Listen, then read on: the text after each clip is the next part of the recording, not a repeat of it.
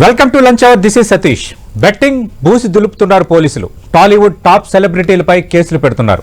Betting apps promote చేసిన వారికి తిప్పలు తప్పవా? బెట్టింగ్ యాప్స్ సూత్రధారులు ఎవరు? బ్యాండ్ బాజా బెట్టింగ్ చర్చిద్దాం ఇవాల్టి లంచ్ అవర్ డిబేట్లో. మనతో పాటు పాల్గొంటున్నారు ఆర్జే శేఖర్ పాషా గారు 10 టీవీ స్టూడియోలో, అలాగే హైకోర్టు అడ్వకేట్ సుబ్బు గారు 10 టీవీ స్టూడియోలో ఉన్నారు. శేఖర్ పాషా గారు, అసలు అంటే మీకు సంబంధం లేదు, మీరు ఇన్ఫ్లుయెన్సర్ కాదు అంటే బెట్టింగ్ యాప్స్ సంబంధించి, కానీ ఇప్పుడు మీరు 2-3 రోజుల నుంచి మీ పేరు కూడా ప్రముఖంగా వినిపిస్తోంది. నేను మీ వాదన ఏంటి? మీరు ఎందుకు వినిపిస్తుంది అంటే దీంట్లో నా జీవితంలో ఏ రోజు బెట్టింగ్ యాప్ జోలికి పోలేదు, ఆడలేదు, ప్రమోట్ చేయలేదు, చేయనివ్వను. బట్ సమ్ ఆఫ్ దెమ్ నా బిగ్ బాస్ బ్యాచ్ మేట్స్ ఉండడంతో నేను కూడా మన వాళ్ళు ఎవరైనా ఉంటే ఇమీడియట్ గా అప్రహెన్షన్ తోటి ఫోన్ చేస్తాం కదా, నేను అలా ఫోన్ చేసి కనుక్కున్నాను. ఏమైంది వాళ్ళకి కూడా ఎటువంటి క్లూ లేదు. సో తర్వాత నేను సరే ఎఫ్ఐఆర్ కాపీ అన్ని తెప్పించుకొని చూసి వాళ్ళకి సంబంధించిన, సో నాన్ అడ్వకేట్ కాబట్టి కొంత లీగల్ అసిస్టెన్స్ ఇవ్వడం జరిగింది. సో ఆ కోణంలోనే వాళ్ళని మీరు ఇప్పుడు ఏం చేయాలి, మేము వెళ్ళిపోయి యాంటిసిపేటరీ బిల్ తెచ్చుకోవాలా, మమ్మల్ని అరెస్ట్ చేస్తారా అంటే మీరు అంత దూరం వెళ్ళదు, జస్ట్ పోలీస్ స్టేషన్కి వెళ్ళి మీరు ఆనెస్ట్ గా జరిగింది చెప్పండి. ఐ థింక్ ఇట్ 41 నోటీస్తో పోయేదానికి మీరు అంతవరకు తెచ్చుకోకండి, జస్ట్ గో అండ్ పోలీసులకు సహకరించండి అని చెప్పాను. సో కొంత భయపడ్డారు. దాంట్లో నేను కాస్త పాత్ర పోషించి వాళ్ళని అక్కడ దాకా చేర్చి ఎంక్వైరీలో చేసాం. అంటే కేవలం లీగల్ ఎయిడ్ ఇస్తున్నారు అంతే. లీగల్ ఎయిడ్ కూడా ఏం లేదు. లీగల్ ఎయిడ్ అంటే మళ్ళీ అదే మీరు వెళ్ళండి చెప్పండి అయిపోయేదానికి. మీరు అంటే వాళ్ళకి ఫస్ట్ టైం కేసు అవ్వడం, వీళ్ళకి జీవితంలో ఫస్ట్ కేసు కాబట్టి కొంచెం బిగుసుకొని ఉండడం వల్ల వాళ్ళు అక్కడ ఉంటారు. ఏ రకమైన ఇన్వెస్టిగేషన్ ముందుకెళ్ళదు. వాళ్ళు అక్కడ కూర్చుంటే కాస్త ఇన్వెస్టిగేషన్ తొందరగా జరిగింది అనుకోండి, వీళ్ళు జస్ట్ ప్రమోటర్స్. అసలు తలకాయలు పెద్ద తలకాయలు పట్టుకోవాలంటే వీళ్ళు ఇచ్చే డీటెయిల్స్ బట్టే పట్టుకోవాలి. సో వీళ్ళు వెళ్ళి ఎంత తొందరగా డీటెయిల్స్ ఇస్తే అంత తొందరగా కేసు సాల్వ్ అవుతుంది. రైట్. అంటే మీరేంటి సమర్థిస్తారా సమర్థించారు? మీరు కూడా మీడియాలో ఉన్నారు. Absolutely not. బట్ నేనేమంటానంటే ఆడే వాళ్ళని సమర్థించను, ఇట్లా ప్రమోట్ చేసే వాళ్ళని సమర్థించను. అసలు పెద్దవాళ్ళని అయితే అసలు ఒప్పుకునే లేదు. చాలా మంది పెడుతుంటారు, ఫస్ట్ ఫన్ కోసం పెడతారు, తర్వాత అది అలవాటుగా మారిపోద్ది. ఫస్ట్ ఒకసారి పెట్టి తర్వాత వదిలేసాడు అనుకోండి, పర్లేదు, వాడు బతికి బట్ట కడతాడు. కానీ ఇది అలవాటుగా మారిపోయి అంటే ఇది చేస్తారు. అట్లాగే ప్రమోట్ చేసేవాళ్ళు కూడా తెలుసో తెలియక ఒకసారి ప్రమోట్ చేసేసారు, బట్ తర్వాత తప్పని తెలుసుకుని కామ్గా ఉన్నారు అనుకోండి, they will be happy. Otherwise అంటే ఒక వార్నింగ్ తోనో ఒక ఫైన్ తోనో పోయేదాన్ని వాళ్ళు లైఫ్ జైలు దాకా తెచ్చుకుంటారు. ఓకే, సుబ్బు గారు మీరు క్లారిటీ ఇవ్వాలి సార్. అంటే ఇప్పుడు ప్రమోట్ చేసిన వారిపైన తిప్పలు తప్పవా? ఆల్రెడీ ఇన్ఫ్లుయెన్సర్ పేరుతో కేసులు పెట్టారు, ఏం జరగబోతుంది ఇప్పుడు? మొట్టమొదటిగా బెట్టింగ్ యాప్స్, తర్వాత లోన్ యాప్స్ అని ఇంకా చాలా రకాలుగా ఉన్నాయి. అయితే ఈ బెట్టింగ్ అనేది జూదం. లైక్ మనం చూసుకున్నట్లయితే పురాణాల్లో కూడా మహాభారతంలోని జరిగిన కురుక్షేత్రాలు కానివ్వండి, రామాయణ మహాభారతాలు, ఇవన్నీ కూడా బెట్టింగ్, లైక్ బెట్టింగ్ ద్వారానే, అంటే జూదం ద్వారానే. జూదం అనేది చట్ట వ్యతిరేకమైన కార్యక్రమం. మీరు చూసుకున్నట్లయితే దాన్ని ఎవరు కూడా సమర్థించరు. ఇప్పుడు శేఖర్ భాషా గారు అన్నట్టు అది తెలుసో తెలియక అన్నది I'm not agree with that word. నేను ఎందుకు దానికి అగ్రీ చేయను అంటే, తెలుసో తెలియక ఎవరో చేయరు, డబ్బులు వస్తాయి అన్న ఇంటెన్షన్ తో చేస్తారు. ఇప్పుడు మీరు చూడండి, అంటే గ్రామ స్థాయిలో నుంచి క్షేత్ర స్థాయిలో వరకు ఇన్ఫ్లుయెన్సర్ ప్రభావమే కదా వాళ్ళు బెట్టింగ్ యాప్ లో అంటే ఆడడానికి ఉపయోగించింది. సో ఇప్పుడు మనం చూసుకున్నట్లయితే ఒక స్టోర్ రూమ్కి వెళ్ళాం, మనం ఒక వాణిజ్య ప్రకటన ఉన్నటువంటి ప్రోడక్ట్ ని తీసుకుంటామా, వాణిజ్య ప్రకటన లేనటువంటి ప్రోడక్ట్ ని తీసుకుంటామా? వాణిజ్య ప్రకటన ఉన్నదాన్ని మనం ఎక్కువగా రిజిస్టర్ చేసుకుంటాం మన మైండ్ లో. సో అలా ఉన్నదాన్నే మనం చూస్ చేసుకుంటాం. వాణిజ్య ప్రకటన లేనట్టుని చూస్ చేసి అది ఎంత మంచిదైనప్పుడు. అలాగే ఇప్పుడు ఎవరైతే ఈ రకరకాల చోటా మోటా ఇన్ఫ్లుయెన్సర్స్ ఉన్నారు, తర్వాత చిన్న సన్నకారు అంటే చిన్న స్థాయి సెలబ్రిటీస్ ఉన్నారో, పెద్దవాళ్ళ దగ్గర నుంచి కూడా వాళ్ళు ప్రమోట్ చేయడం ద్వారా మాత్రమే ఎక్కువగా జనాలలోకి వెళ్తుంది, రీచ్ ఎక్కువ అవుతుంది, అది గ్రామ స్థాయిలో ఉన్నటువంటి విద్యార్థితో సహా. సో దీన్ని నేను దాన్ని ఒప్పుకోను అన్నట్టు. అంటే తెలుసో తెలియక ఎవరో తెలిసే చేస్తారు. ఇక్కడ నాకు తెలిసినంత వరకు ఎవరైతే ఈ బెట్టింగ్ ప్రమోటర్స్ ఉన్నారో వీళ్ళ ద్వారా మాత్రమే, అంటే వీళ్ళు ఎక్కువగా దానికి ప్రచారం కల్పించడం ద్వారా మాత్రమే ఎక్కువ మంది నష్టపోవడానికి అవకాశం ఉంది. చూడండి, ఒకే సంవత్సరంలో తెలంగాణలో 1000 మంది చనిపోవడం అంటే it's not a small issue. ఇది అసలు ఒక నేషనల్ ఇష్యూ ఇది. సో ఆర్థిక మాన్యంలో కొట్టుమట్టాడుతున్నటువంటి భారతదేశంలో ఇది ఒక అంటే ఎకనామికల్ స్కామ్ లైక్.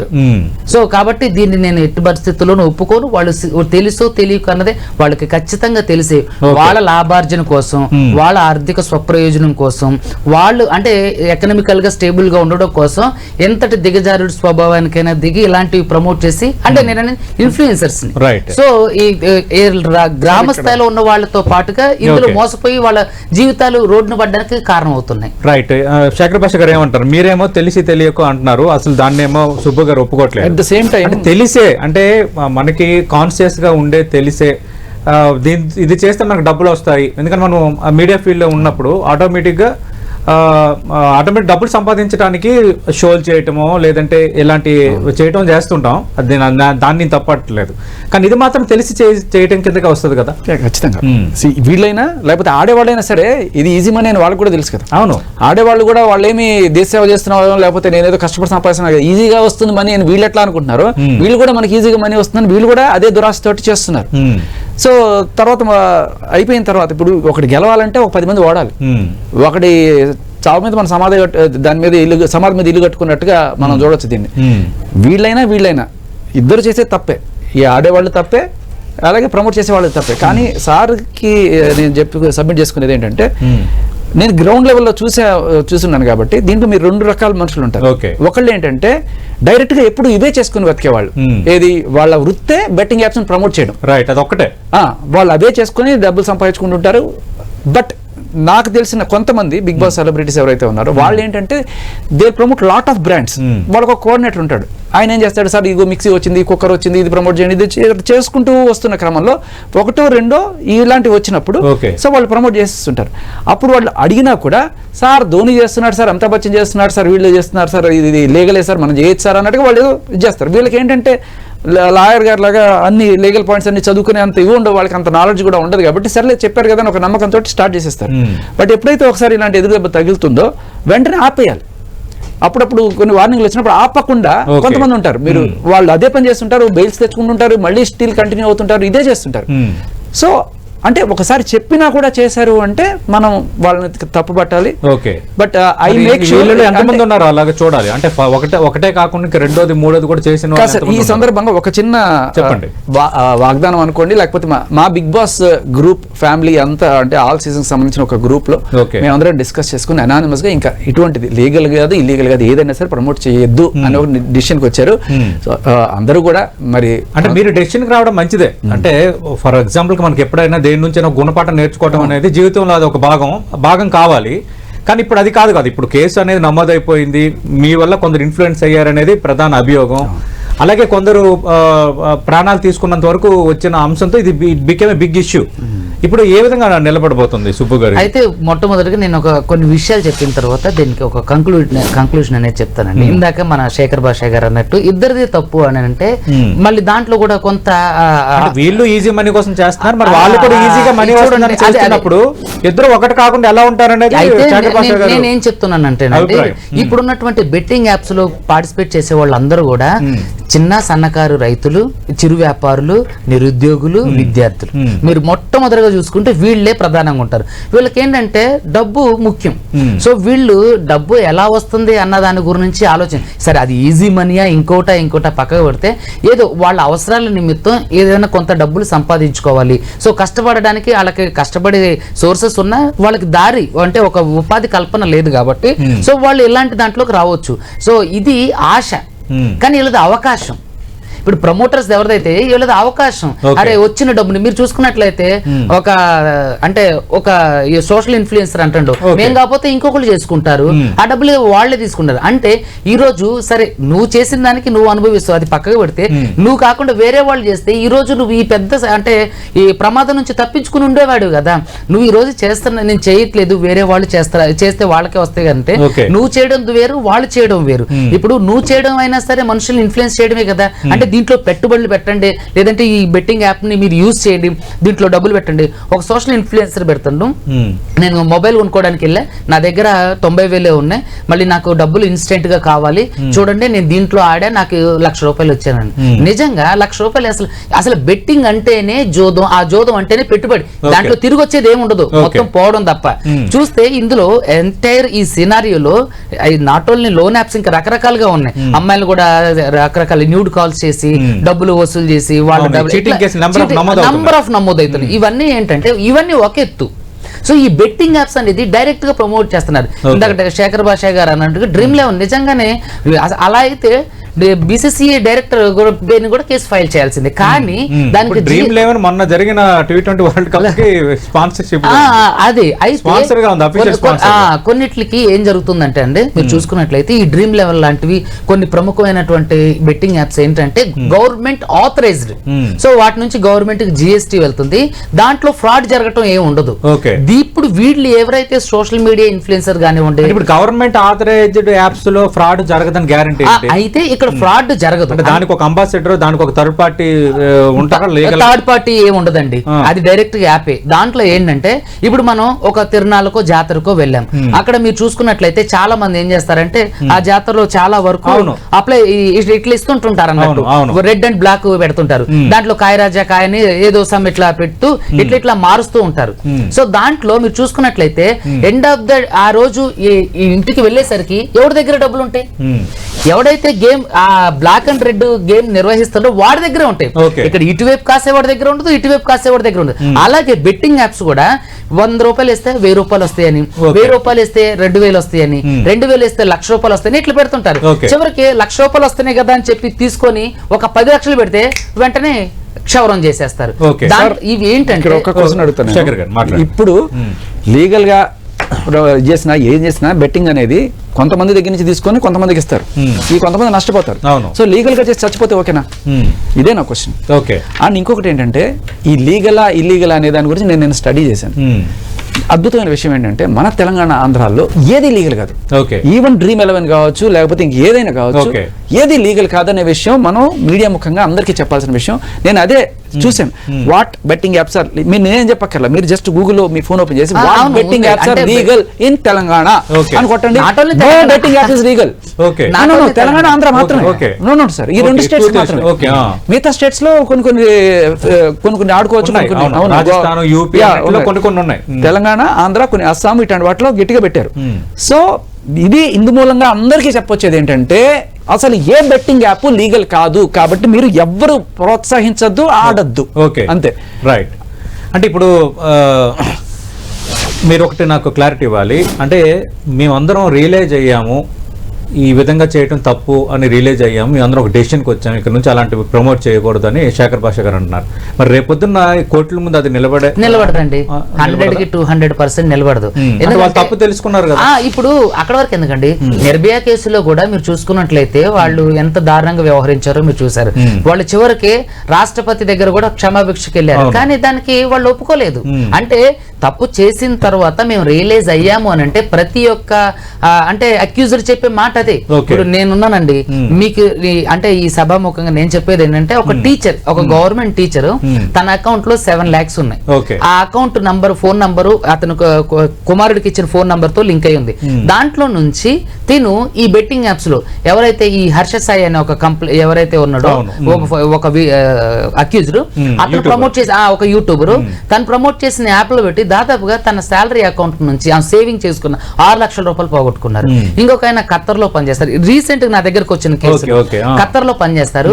ఆయన దాదాపుగా ఒక 20 lakhs వరకు ఒక ఫిక్స్ అంటే ఒక అకౌంట్ లో పెట్టుకున్నారు. తన దగ్గర నుంచి రెగ్యులర్ వచ్చే అమౌంట్ అది వాళ్ళ పాపకి ఇచ్చారు. వాళ్ళ పాప కూడా ఇందులో ఒక అంటే టీవీ యాంకర్ ఆవిడిచ్చిన దాంట్లో పెట్టేసి దాదాపుగా 20 లక్షల రూపాయలు ఖాళీ చేశారు. ఎంతో మంది రోడ్డు మీద పడి ఏడుస్తున్నారండి. నా దగ్గరకు వచ్చి మొన్న ఏడుస్తుంటే నేను అదే చెప్పామ్మా, దీనికి నిర్దిష్టమైన చట్టం లేదు, గేమింగ్ యాక్ట్ కిందకే వస్తాయి. సో ఈ యాప్స్ మీద, ఈ బెట్టింగ్ యాప్స్ నిర్దిష్టమైన చట్టం లేదు, గేమింగ్ యాక్ట్ కిందకే వస్తాయి. కాబట్టి మీరు దయచేసి పోలీస్ స్టేషన్ కి వెళ్ళండి అంటే అక్కడికి వెళ్తే కొన్ని పోలీస్ స్టేషన్లలో వీటి మీద మేమే యాక్షన్ తీసుకోలేమన్నారట. సో అది జరిగిన తర్వాత ఈ బెట్టింగ్ యాప్స్ మీద సిపి సజ్జనర్ గారు అంటే నిర్ణయం తీసుకోవటం, ఆయన సూచన మేరకు పంజాగుట్ట పోలీస్ స్టేషన్ లో కేసులు అవడం, ఇది శుభ పరిణామం. నిజంగా ఆయన మెచ్చుకోవాలి. ఏదైనా ఒక నిర్దిష్టమైన చట్టం లేనటువంటి ఒక బెట్టింగ్ యాప్స్ ఇలా పుట్టగొడుగులాగా పుట్టుకు రావడానికి కారణం కూడా ఒక నిర్దిష్టమైన చట్టం లేకపోవడం ద్వారా మాత్రమే ఇలా జరిగింది అంటాడు. సో వీటన్నిటిని గేమింగ్ యాక్ట్ కిందకి తీసుకోవాలి. ఇప్పుడు ఎవరైతే వీళ్ళు మేము రియలైజ్ అయ్యాం, మా తప్పైంది, మమ్మల్ని మన్నించండి, క్షమించండి అంటే నాకు తెలిసినంత వరకు ఇలా ఎప్పుడు జరగలేదు, మునుపెన్నడూ జరగలేదు. కాబట్టి దగ్గుపాటి ఉన్నారు, ప్రకాష్ రాజు, విజయ్ దేవరకొండ, నిధి అగర్వాల్, అంటే ఇప్పుడు చాలా బిగ్ ఫేసెస్ వచ్చాయి. అవును. అయితే నేను ఒక క్వశ్చన్ మీకే ఒక క్వశ్చన్ చెప్పండి. ఇప్పుడు డ్రంక్ అండ్ డ్రైవ్ కావచ్చు అంటే కొన్ని చూస్తుంటాం మనం. ఫస్ట్ టైం అయితే ఫైన్ వేసి ఇది చేయడము, సెకండ్ టైం అయితే వాళ్ళకి రిపీట్ అఫెండర్ కింద వాళ్ళకి శిక్ష ఎక్కువగా ఉండడం ఇవి చూస్తుంటాము. దీంట్లో కూడా నేను ఆ సెక్షన్ 318 చూసినప్పుడు నేను చూస్తుంటే నాకు ఏంటంటే 3 years up to 3 years or fine or both అని చెప్పన్నారు. సో ఇది జడ్జి గారి డిస్క్రిప్షన్ లో. ఒకవేళ నేను అనేది ఏంటంటే ఫైన్ కూడా పడచ్చు, లేకపోతే వార్నింగ్ ఇవ్వచ్చు, రెండు కూడా చేయొచ్చు. సో ఫైన్ అనేది ఫస్ట్ టైం వాళ్ళకి ఇచ్చే అవకాశం ఏమైనా ఉందా? అదే నేను అంటున్నా. నేను కూడా ఈ సభాముఖంగా నేను అంటే గౌరవ కోర్టు వారిని కూడా కోరుకునేది ఏంటంటే ఇలాంటి సందర్భం మునుపెన్నడూ జరగలేదు, మునుపెన్నడూ ఎలాంటి ఒక సందర్భాన్ని మనం ఫేస్ చేయలేదు కాబట్టి మొదటి తప్పుగా భావించి వీళ్ళందరికీ కూడా అంటే ఫైన్ రూపంలో వేసి దీని మీద ఇప్పుడు చూడండి ఒక చట్టం అనేది రూపొందించి లేదంటే ఒక ఆర్డినెన్స్ అనేది తీసుకొచ్చి లేదంటే ఒక జీవోనో తీసుకొచ్చి దీని మీద అంటే ఉక్కుపాదం ఇప్పుడు మనం సే నో డ్రగ్స్ అని ఏ విధంగా అయితే అంటున్నాం, say no use betting apps అనే ఒక నినాదం తీసుకొచ్చి దాని మీద ఒక నిర్దిష్టమైన ప్రమాణాలు కలిగినటువంటి ఒక మెమోరాండం ఏదైనా ఇచ్చి దాన్ని క్లోజ్ చేయ దీని మీద ఒక ఉక్కుపాదం మోపడం మంచిది అనేది నా ఉద్దేశం. మొదటి తప్పుగా వీళ్ళు భావించి ఫైన్ తోను తర్వాత ఇది కంటిన్యూ మళ్ళీ ఇంకొకసారి జరిగితే సీరియస్ యాక్షన్. ఇప్పుడు శేఖర్ భాష గారు మీ చేతిలో ఎఫ్ఐఆర్ కాపీ ఉంది కదా, ఇప్పుడు అందులో ఏ సెక్షన్ల కింద కేసులు నమోదయ్యాయి, వాటి తీవ్రత ఏంటి ఒకసారి ఏమండి? ఇప్పుడు మనం చూసుకున్నట్లయితే సెక్షన్ 318 సబ్ క్లాస్ 4 ఉంది, తర్వాత 112 రెడ్ విత్ 49 బిఎన్ఎస్, సెక్షన్ 3 మళ్ళీ సెక్షన్ 3 సబ్ క్లాస్ ఏ ఉంది, తర్వాత అంటే 66 ఇలా ఈ సెక్షన్స్ అన్ని కూడా ఏంటంటే నాన్ కాగ్నైజబుల్ అఫెన్స్ కిందకే వస్తాయి. సో నాన్ కాగ్నైజబుల్ అఫెన్స్ ఏంటంటే 7 సంవత్సరాల లోపు అన్నాయండి. కాగ్నైజబుల్ అఫెన్స్ అంటే తీవ్రత కలిగిన నేరాలు 7 సంవత్సరాల కేబు. సో వీటన్నిటిలో నాకు తెలిసినంత వరకు వీటిలో అంటే వీలైనంత వరకు పోలీసులకు సహకరించినట్లయితే ఖచ్చితంగా 41A CRPC నోటీస్ ఇచ్చి వాళ్ళ నుంచి వివరణ తీసుకొని ఒకవేళ ఇది rarest of the rare case కిందనే చూసుకోవాలి. ఎందుకంటే సినిమా సెలబ్రిటీలు ఇందులో ఇన్వాల్వ్ అయినారు కాబట్టి rarest of the rare case కిందగానే తీసుకోవచ్చు. అయితే దీన్ని పోలీసులు దీంట్లో గాఢతో ఉందని గట్లా గుర్తిస్తే దీన్ని ఖచ్చితంగా బెయిల్ ద్వారా మాత్రమే వీళ్ళు బయటకు రావడానికి అవకాశం ఉంది. మోస్ట్ ప్రాబబ్లీ దీంట్లో అన్ని కూడా నాన్ కాగ్నైజబుల్ అఫెన్సెస్ ఉన్నాయి కాబట్టి దీంట్లో వీళ్ళు పోలీసులకు సహకరించినట్లయితే వాళ్ళు పిలిచినప్పుడు అంటే ఇన్వెస్టిగేషన్ కి ఎవరైతే ఐఓ ఉంటారో ఇన్వెస్టిగేషన్ ఆఫీసర్ వాళ్ళకి సహకరించినట్లయితే వాళ్ళు కూడా వీళ్ళని నమ్మినట్లయితే ఖచ్చితంగా వీళ్ళకి 41A ఇవ్వడానికి అవకాశం ఉంది. ఎవరైతే పోలీసులు పిలిచినప్పుడు ఎంక్వైరీకి వెళ్లకుండా ఐఓ ఎవరైతే ఉంటారో లేదంటే SHO స్టేషన్ హౌస్ ఆఫీసర్ ఎవరైతే ఉంటారో వాళ్ళకి సహకరించినట్లయితే ఖచ్చితంగా వీళ్ళని అరెస్ట్ చేసి జైల్లో వేడి ఉంటుంది. నాకు తెలిసినంత వరకు ఈ కేసు ఈ నిర్దిష్ట ప్రమాణాలు ఉన్నటువంటి ఈ కేసులో ఇది ఒక ప్రత్యేకంగా ఇప్పుడు మునిపెన్నడూ ఇలాంటి ఒక కేసు రాలేదు, ఇంత ప్రాచుర్యం పొందలేదు. ఒక బెట్టింగ్ యాప్ మీద ఇలాంటి కేసులు రావడం అనేది ఫస్ట్ టైం కాబట్టి దయచేసి ఇప్పుడు ఇందులో ఎవరైతే ఈ లిస్ట్ లో ఉన్న వ్యక్తులు ఎవరైతే ఉన్నారో వీళ్ళందరూ మీ ఐఓ దగ్గర అంటే ఇన్వెస్టిగేషన్ ఆఫీసర్ల దగ్గర లేదంటే పోలీస్ స్టేషన్ ఏదైతే మిమ్మల్ని పిలుస్తారో అక్కడ అటెండ్ అయ్యి మీ వే ఆఫ్ వెర్షన్ ని తెలియజేసి తర్వాత మీ అప్పీల్ జడ్జి గారికి తెలియజేసి సార్ ఏం చెప్పారో అదే నేను మా విష్ణుప్రియకి కానీ లేకపోతే మన టేస్ట్ తేజ కానీ చెప్పడం జరిగింది. ఎందుకంటే తీవ్రత పెంచుకోకండి అని చెప్పి వాళ్ళని చెప్పి తీసుకెళ్ళడం. దీనికి నాకు అంతిన రంగు ఏంటంటే వీళ్ళిద్దరిని నేను సపోర్ట్ చేసేస్తున్నాను. ఆయన ఎలా అయితే సజెషన్ ఇచ్చారు యాజ్ ఇట్ ఈస్ గా ఆయన నోటి నుంచి వచ్చిన మాట నేను వాళ్ళకి చెప్పాను. 41తో పోయేదాన్ని మీరు పెద్ద చేసుకోకండి అని చెప్పాను. దీనికి నేనేదో వాళ్ళని సపోర్ట్ చేసేస్తున్నట్టు ఏదో చెప్తున్నారు, but that is not true. And నేను ఇంకొక సజెషన్ చేయాలనుకుంటున్నాను సార్.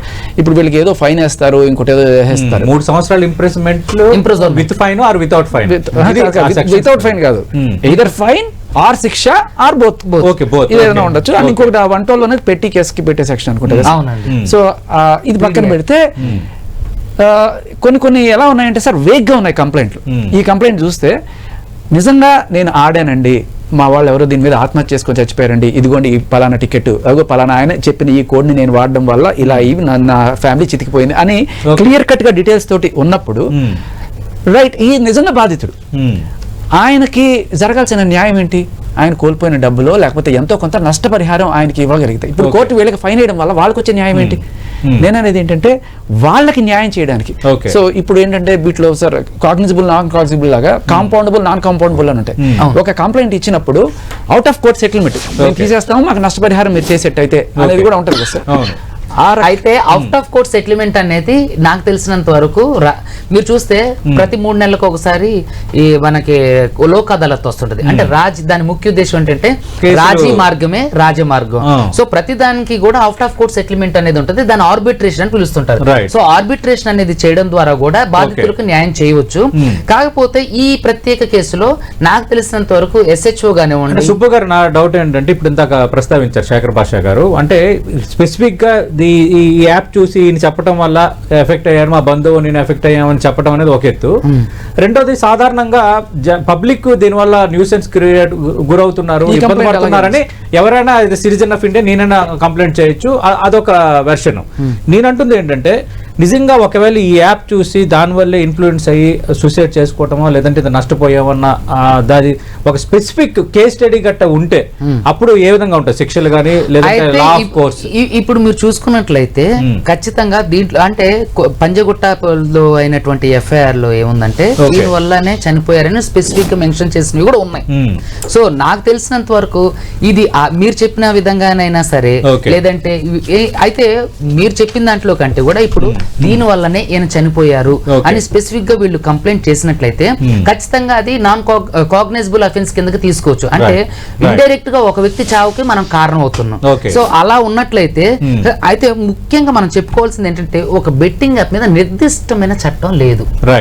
ఇది నేను మీకు క్లియర్ కట్ ముందు దాని మీద డిస్కషన్ జరుగుతుంది, అది రావాలి. రెండోది ఏంటంటే ఇప్పుడు ఈ FIR కూడా మనకు ఏదైతే ఉన్నాయి గేమింగ్ యాక్ట్స్ మీద ఉన్నవి PD యాక్ట్ కి సంబంధించి అంటే పెట్టి కేసులకు సంబంధించి ఉన్నవి తప్ప నాన్ కాగ్నైజబుల్ అఫెన్సెస్ తప్ప కాగ్నైజబుల్ అఫెన్సెస్ ఎవరు లేవు. సో కాబట్టి నాకు తెలిసినంత వరకు ఇందులో గాఢత ఖచ్చితంగా లేదు. కానీ నేను ఒక స్పెషల్ రిక్వెస్ట్ ఏం చేస్తానంటే ఖచ్చితంగా ఇందులో పెద్దవాళ్ళు ఇన్వాల్వ్ అయ్యి ఉన్నారు, అదే విధంగా సెలబ్రిటీలు ఉన్నారు, చోటా మోటా ఇన్ఫ్లుయెన్సర్స్ ఉన్నారు. ఇప్పుడు సూత్రధారులు ఎవరు కనుక్కోవాలి, సూత్రధారులు ఎవరు వాళ్ళని కనుక్కొని పనిష్ చేయడంతో షార్ట్స్ ఇప్పుడు బయటకు లాగాలి కదా, లేదంటే మళ్ళీ రేపు 15 రోజుల తర్వాత మళ్ళీ రిపీట్ అవుతుంది. అయితే నేను ఇచ్చే సజెషన్ ఏంటంటే ఖచ్చితంగా ఇది ఇందులో ఎవరైతే సోషల్ మీడియా ఇన్ఫ్లుయెన్సర్స్ సెలబ్రిటీస్ ఉన్నారో వీళ్ళందరూ కూడా ఇది rarest of the rare case కింద తీసుకొని దీన్ని ఎక్కువగా అంటే గాఢత కలిగిన నేరాలుగా కూడా కన్వర్ట్ చేయడానికి అవకాశం ఉంది. కాబట్టి వీళ్ళు దీన్ని ఖచ్చితంగా కొంచెం అంటే దృష్టి పెట్టి దీన్ని కొంచెం ముందుకు తీసుకెళ్ళినట్లయితే నేను ఒకటి చెప్తాను. సో జనరల్ గా కొంత పర్సెప్షన్ ఏమొచ్చేసిందంటే జనాల్లో వీళ్ళకి శిక్ష పడాలి, ఇది చేయాలి అనేది ఒక వర్గం కోరుకుంటున్నారు. బట్ నిజానికి ఎవరైతే నష్టపోయినారో వాళ్ళ ఫ్యామిలీస్ కి కొంత నష్టపరిహారం అందించగలదా ఈ చట్టం, ఈ న్యాయం అనేది కూడా మనం చూడాలి. అది కల్పించకపోయినా సోకాల్డ్ సెలబ్రిటీస్ లో కొంత మంచి మనసు ఉన్నవాళ్ళు లేకపోతే మేమందరం కూడా ఒక టీమ్ గా ఏర్పడి నిన్న అనుకున్న మాట ఏంటంటే నిజంగా ఎవరైతే బాధితులు ఉన్నారో లిటరల్లీ వాళ్ళు కనుక చూపించగలిగితే ఇది దీనివల్ల నష్టపోయారంటే వాళ్ళ ఇళ్లకెళ్ళి నిజంగా ఎంతో కనుక్కొని అందరం తలా కొంత వేసుకుని వాళ్ళకి నష్టపోయిన దానికి సహాయం చేయాలి అనే ఒక ఉద్దేశం కూడా ఉంది. సో ఇలా మాట్లాడుతున్న దాంట్లో ఒక కాల్ తీసుకున్నాం నేను. ఆయన ఎంత నష్టపోయారండి మీరు, మా వాళ్ళు ఎవరు ఆత్మహత్య చేసుకున్నారని కూడా ఒక లైవ్ కాల్ చెప్పారు. చెప్పినప్పుడు ఎంత నష్టపోయారంటే 98 లక్షలు అని చెప్పాడు ఆయన. సార్ ఇది ఆశ దురాశ సీరియస్లీ ఉన్నారు.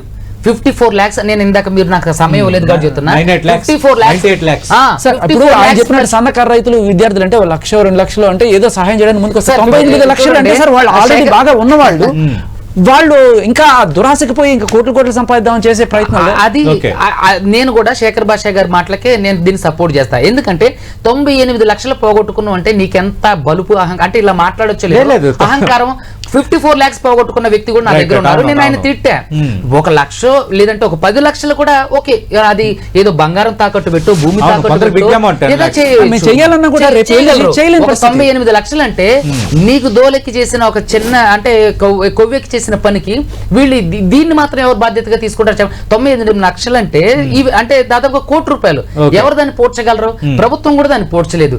మనం చేసిన చిల్లర పనులకి వేరే వాళ్ళ బాధ్యతలు ఈ విషయంలో చేయడం అనేది తప్పనేది నా ఉద్దేశం. అంటే ఇప్పుడు మరి ఇందాక శేఖర్ భాషా గారు ముందు నుంచి మాట్లాడుతుంది అదే, ఇప్పుడు ఈజీ మనీ అని వీళ్ళు చేశారు, ఈజీ మనీ అని వాళ్ళు చేస్తున్నారు అన్నప్పుడు ఆ వాదన ఎంతవరకు కోర్టులో నిలబడదండి.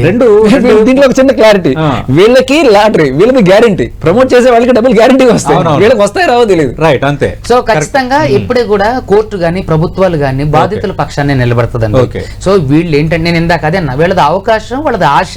వీళ్ళు డబ్బులు వస్తేనే ఆశ, మాకు డబ్బులు రావాలని డబ్బులు సంపాదించాలని అవకాశాలు అంటే అవకాశం వీళ్ళది. సో ఖచ్చితంగా ఈ ఎంటైర్ ఈ కేసులో నేను చెప్పేది ఏంటంటే అవుట్ ఆఫ్ కోర్ట్ సెటిల్మెంట్ అనేది ది బెస్ట్ సొల్యూషన్. కానీ ఇప్పుడు పాసిబిలిటీ ఉంది అంటే దీంట్లో ఎవరైతే ఇప్పుడు పిటిషనర్ దారుడు ఉన్నారో ఈ పిటిషనర్ దారుడితో కాకుండా ఎవరైతే ఉన్నారు అంటే మిగిలిన వ్యక్తులు ఎవరైతే చనిపోయారో నిజంగా చనిపోయిన వ్యక్తులు ఎవరైతే వాళ్ళని ఐడెంటిఫై చేసి తీసుకొచ్చి వాళ్ళకి కొంత ఆర్థిక స్వావలంబన కల్పించాల్సిన బాధ్యత వీళ్ళది.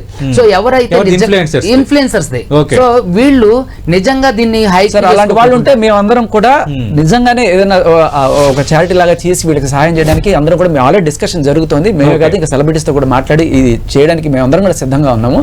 నిజంగా తెలుసో తెలియకో మా కాకపోయినా వేరే వాళ్ళు ఎవరైనా సరే బాధపడుతుంటే ఏదో రకంగా వేసుకొని ముందుకెళ్ళి. బట్ 98 లక్షలు ఇవన్నీ కూడా ఇట్స్ అవుట్ ఆఫ్ రీచ్. అది చేయలేరు. అయితే నా దగ్గర చాలా మంది ఉన్నారండి. మీరు నిజంగా అలాంటి ఒక మంచి బృహత్కరమైన కార్యక్రమం చేస్తానంటే నా దగ్గర ఉన్నటువంటి బాధితుల్ని తీసుకొచ్చి నేను దాదాపుగా చాలా మీడియా ఇంటర్వ్యూస్ లో నిన్న కూడా చాలా మీడియా ఇంటర్వ్యూస్ లో చెప్పడం అయింది. పాపం ఎంతో మంది టీచర్ 7 లక్షలు పోగొట్టుకుని తను ఎంతో మానసిక క్షోభ పడుతుంది. తర్వాత ఖత్తర్లో నుంచి అకౌంట్ లో ఖాళీ అవటం అనేది ఒకటి, మనకి తెలిసి ఆడుతున్నప్పుడు పోవటం అనేది ఒకటి. అది కూడా టీచర్ ఒక నలుగురికి చెప్పాల్సిన ఆయన అలా చేస్తే ఆయన కొడుకు అండి పాపం, ఆయన కొడుకు ఆవిడది కూడా బాధ్యత కదా. అయితే చూడండి ఎవరైనా సరే ప్రమాదం జరుగుతుందని ఊహిస్తారా? ఇప్పుడు ఈ ఇన్ఫ్లుయెన్సర్స్ కూడా ఇలా అవుతుంది బెట్టింగ్ యాప్స్ కేసు అవుతుందని చెప్పి ప్రమోషన్ చేశారు లేదు కదా. మనకి రోజు చూస్తున్నాం కదా బెట్టింగ్ యాప్స్ వల్ల జరుగుతున్న మోసాలు, మొత్తం డబ్బులు పోగొట్టుకున్నాడనో దీనికోసం లోన్ యాప్ లో డబ్బులు. చిన్న ఎగ్జాంపుల్ అంటే ఇప్పుడు జనాలు ఎలా ఉంటారంటే ఒక యాక్సిడెంట్ జరిగింది సార్ మన పందిగుట్ట సెంటర్ లో. కారు గుద్దేసి వెళ్ళిపోయి తాగేసి ఒక 3 అమ్మాయిలకి చాలా ఇదైపోయారు. వాళ్ళని తీసుకెళ్లి హాస్పిటల్ పెట్టారు. ఒక్కొక్కరికి 2 లక్షల దాకా ఖర్చు అయింది. ఈయన మీద కేసు పెట్టారు. నడిచింది 2 ఏళ్ళు. అప్పుడప్పుడు పాపం వీళ్ళని కూడా పిలిచారు. అంతా అయిన తర్వాత ఆయనకి 2000 జరిమానా వేసి పంపించారు సార్. వీళ్ళకి ఏం న్యాయం జరిగింది సార్? వాడికి ఏదో 2000 జరిమానా వేసి చాకలు కొట్టుకుంటే వీళ్ళకి జరిగే న్యాయం ఏమైనా ఉందా? అలాగే రేపు వీళ్ళ కేసులో ఒక 5000 25,000 జరిమానాలు వేసేస్తే వాళ్ళకి వచ్చేది ఏంటి? సరే ఇది పొరపాటు అండి శేఖర్ భాష గారు. ఎలా అంటే ఇది rarest of the rare case కింద తీసుకొని దీంట్లో సినిమా సెలబ్రిటీలు ఉన్నారు కాబట్టి దీనిలోని గాఢత కలిగిస్తారని నేను చెప్తున్నా. దీంట్లో ప్రత్యేకంగా ఇప్పుడు చూడండి మనకి మనస్సాక్షి అనేది ఒకటి ఉంటుంది. సో వీళ్ళు ఏం చేస్తారంటే ఈ బాధితుల తరపున మాలాంటి అడ్వకేట్లు ఏం చేస్తారంటే హ్యుమానిటీ గ్రౌండ్స్ తో ఆలోచించండి జడ్జి గారికి మేము అప్పీల్ చేస్తాం. అప్పుడు ఏం చేస్తారు జడ్జి గారు, అరే నిజంగానే కదా వీళ్ళు చేసిన కొవ్వెక్కి చేసిన పనులకి వీళ్ళెందుకు బాధ్యత అంటే వీళ్ళెందుకు అనుభవించాలని చెప్పి నిజంగా గౌరవ కోర్టులో ఉన్నటువంటి జడ్జి గారు ఆలోచించి హ్యుమానిటీ గ్రౌండ్ లో ఓకే తలా ఒకళ్ళు ఇంత ఫైన్ వేస్తారని లక్షల్లో కూడా వేయచ్చు. 10,000 20,000 ఖచ్చితంగా గౌరవ కోర్టుల ద్వారా ఫైన్ అనేది అందుతుంది కదండి. ఏమండి ఖచ్చితంగా బాధితులకు చేరే జడ్జి అంటే సార్ చెప్పిన కేసులో 2,000 ఫైన్ వేశారు. అది ఆ 2,000 బాధితులకు వచ్చింది లేదు ఏం లేదు, ఆయన కట్టుకొని పోతాడు ఆయన. నేను అనేది ఆ ఫైన్ అనేది చేరాలి, అది అసలైన ఏమండి. అన్ని సందర్భాలు అలా కాదు. నాకు తెలిసి నేను శేఖర్ భాష గారికి ఒక సలహా ఇచ్చేది ఏంటంటే నిజంగా మీరు అలాంటి ఒక చారిటీ లాంటిది పెట్టి అందరూ ఎవరైతే బెట్టింగ్ యాప్స్ ప్రమోషన్ చేసిన వాళ్ళు ఉంటే నా తరపున సహాయంగా నేను హైకోర్టులో పిల్ వేసి దీని మీద అంటే ఖచ్చితంగా కన్సిడర్ చేయండి. దీంట్లో ఎవరైతే బాధితులు ఉన్నారో వాళ్ళందరూ కూడా వాళ్ళు తెలియక మొదటి తరపుగా చేశారు. దీని గురించి నిర్దిష్టమైన చట్టాలు లేవు కాబట్టి ఇలా జరిగింది. సో కన్సిడర్ చేయండి అని చెప్పి after court settlement genuinity check చేయాల్సిన బాధ్యత కూడా మీరే తీసుకోవాలి.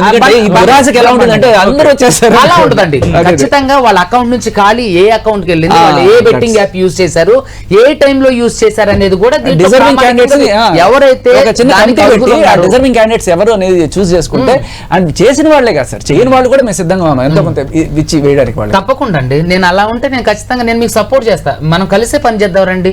ఇప్పుడు న్యాయ వ్యవస్థ అదే విధంగా ఎవరైతే మీరు వాళ్ళ తరపున వకాలతా తీసుకుంటున్నారో మీరు ఉన్నారంటే తప్పకుండా చేద్దాం సహాయం. సార్ వాళ్ళ తరపున నేను వకాలతా అస్సలు తీసుకోవట్లేదు సార్. నేను బాధితులకి హెల్ప్ చేయడం కోసం వాళ్ళతో మాట్లాడుకుంటున్నారు. ఇన్షియేటివ్ మంచిదే కదండి. ఖచ్చితంగా ఈ కేసులో అయితే వీళ్ళు ఎవరో నాకు తెలిసినంత వరకు ఇది స్పెషల్ కేసుగా తీసుకొని దీంట్లో ఖచ్చితంగా గాఢత కలిగిన నేరంగానే అందరికీ శిక్ష అందరినీ జైలుకి వేసే అవకాశం ఉందండి.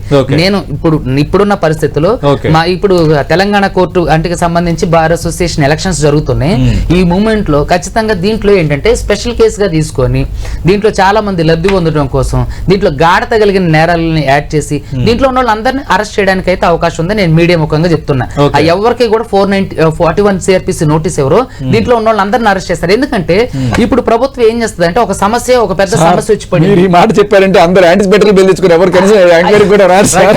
లేదు, నేను చెప్తున్నాను లాపరంగా అదే పాసిబిలిటీ ఏంటంటే లాపరంగా ఇప్పుడు లాయర్లకి యాంటిసిపేటరీ బిల్స్ కావాలో అని చెప్పి క్యూలు మొదలవుతాయి.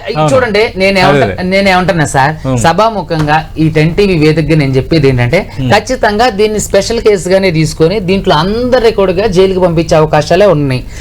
దీంట్లో ఎవరైనా చొరవ తీసుకుంటే తప్ప దీంట్లో ఖచ్చితంగా అందరు వాళ్ళు ఇన్వెస్టిగేషన్ కి సహకరిస్తున్నారు. రేపొద్దున 41 సిఆర్పిసి పరంగా నోటీస్ కట్టేస్తే దానికి సమాధానం చెప్తారు.